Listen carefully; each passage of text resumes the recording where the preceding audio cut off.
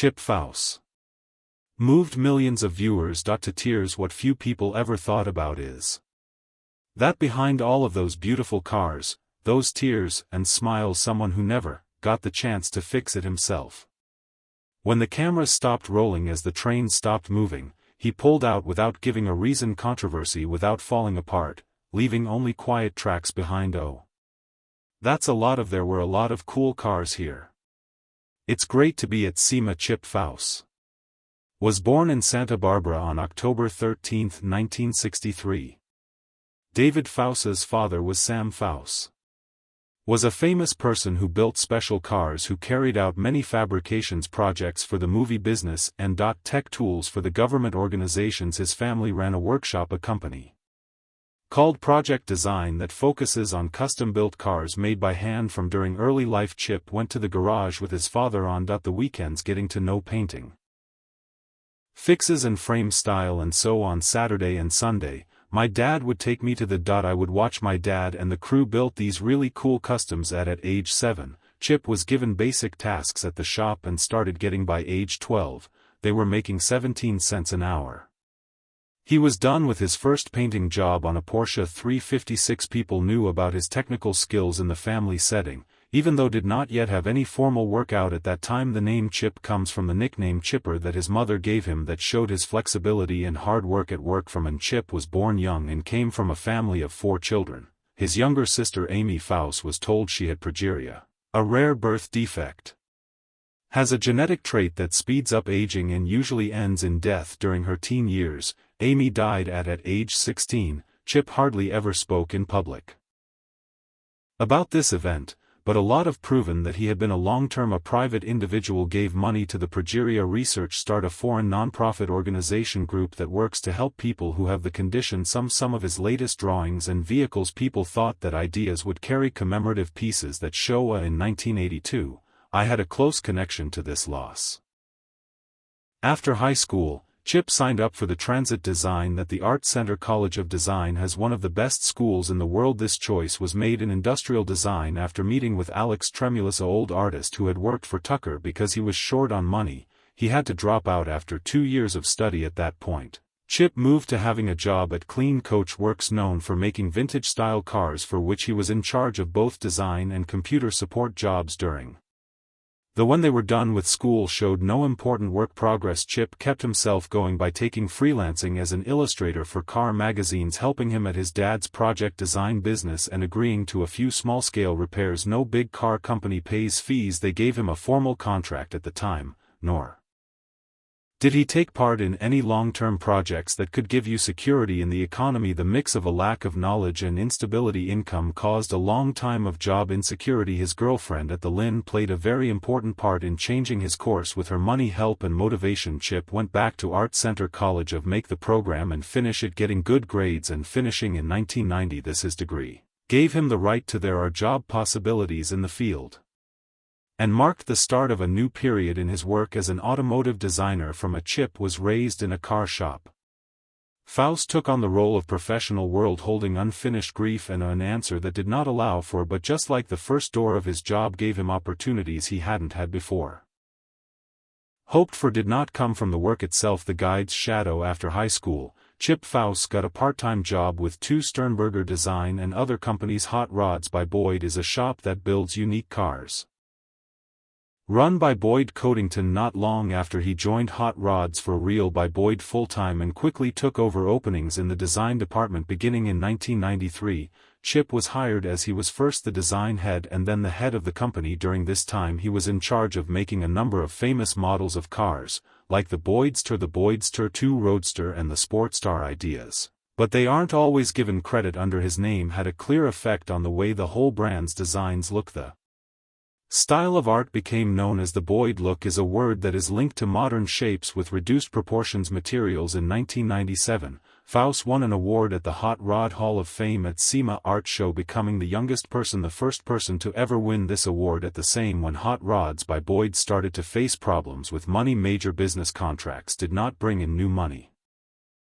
decreased, and staff pay became more and more unpredictable. After a year the company filed for court on bankruptcy. Several reliable sources confirmed that Chip Foose hadn't gotten his salary for a few weeks before the debts. At that time, his wife Lynn was pregnant. The bank account for the family had only $700 left and mortgage payments were getting close to being due.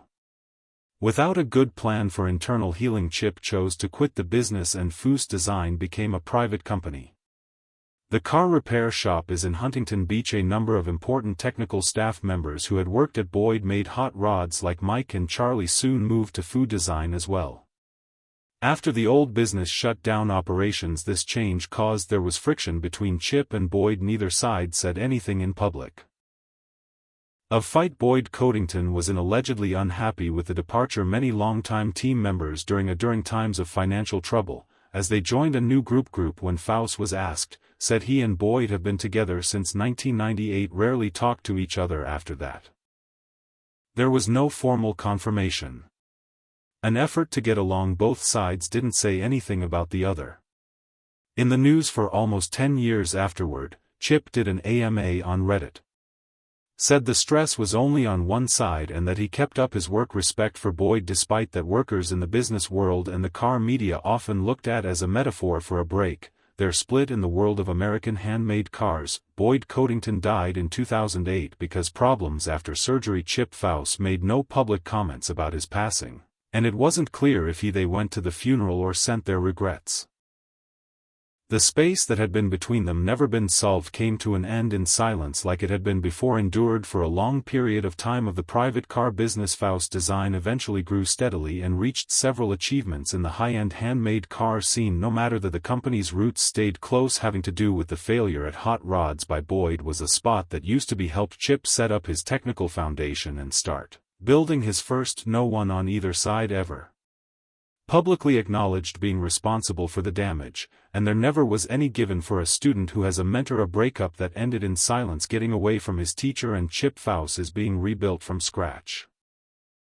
Took back his place with his own skill and a good name, but when it looked like everything was back on track, a different trip began. The price of spotlight on the official. After Fouse Design began running, Chip Fouse quickly became a well-known name in the custom car group because of a number of designs that won awards were shown at major. Even so, it wasn't until 2004 that many people knew his name. People who watched him when he started reality TV TLC's show Overhaul Network. The structure of the show was which a car would be fully fixed up within 7 days, while the owner of the car stayed completely unaware of the creative team worked with friends or family friends to keep the surprise a secret, while the whole process of repair took place in a short amount of time, and Chip Fouse was under constant shooting pressure. The main person who is responsible for direction and management of design during the whole process between 2004 and 2008, Overhaul showed 5 seasons in a row. Each season ran several months and needed the making of a lot of shows with no break from the work. In just season 3 the team finished 29 jobs for cars. In just 9 months, Fouse said in a 2024 interview he stayed awake for 6 days in a row to finish a project on time. In another stretch, he lost due to hard work. I lost 27 kilograms in 6 weeks. And not being able to control his daily life routine, taking part in every stage from the plan and the expert review to he wasn't able to because of TV appearances.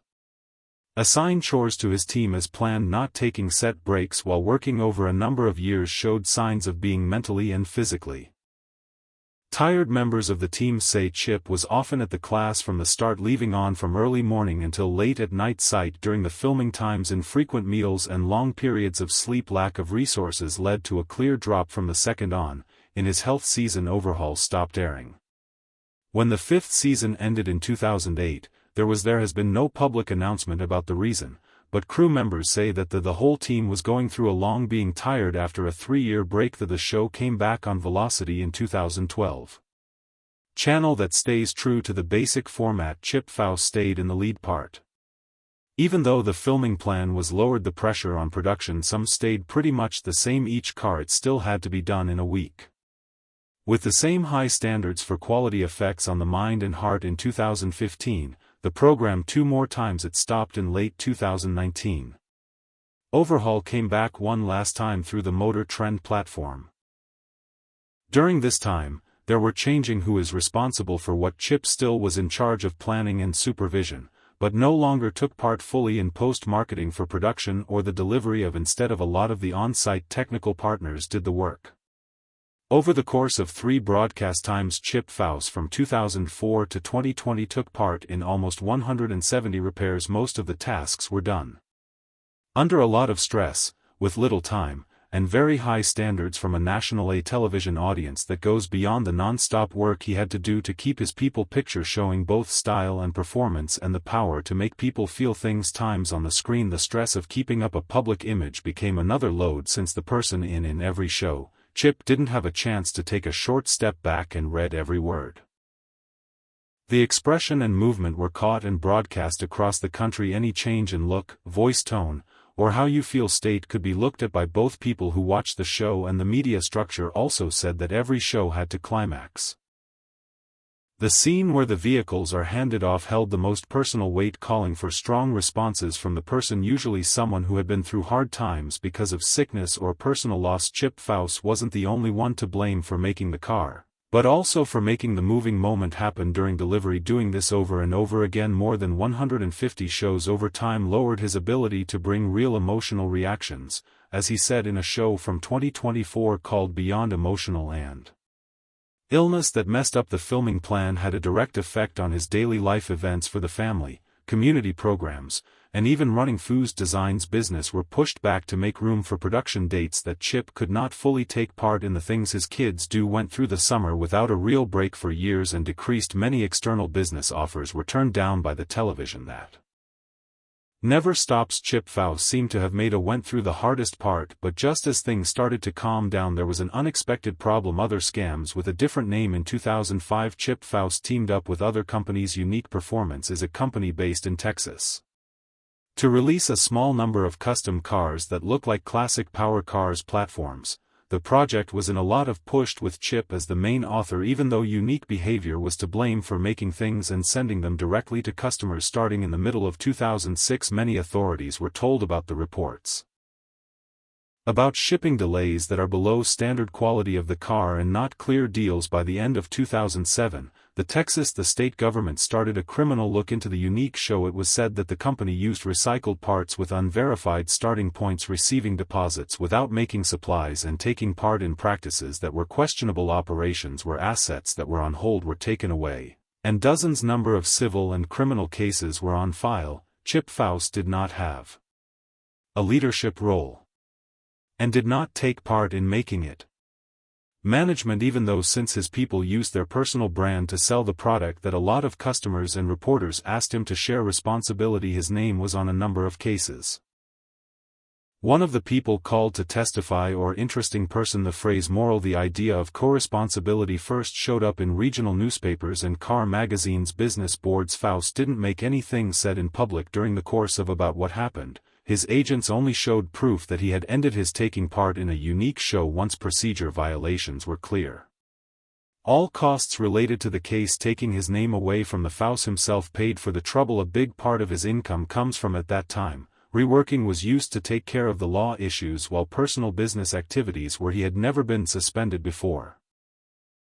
Chip Foose's public image during his time was looked at closely. Until then was thought to be a figure free of scandal, thought of as humble and technical know-how that led to the event. A lot of business partners will stop collaborations, and a number of supporters asked for a review of the brand deal. Some shows that had him on their lists as a friend put off events at the last minute to avoid anger from the public. There was no legal finding that showed, even though Foose did nothing wrong, the long-term coverage in the media made his name famous.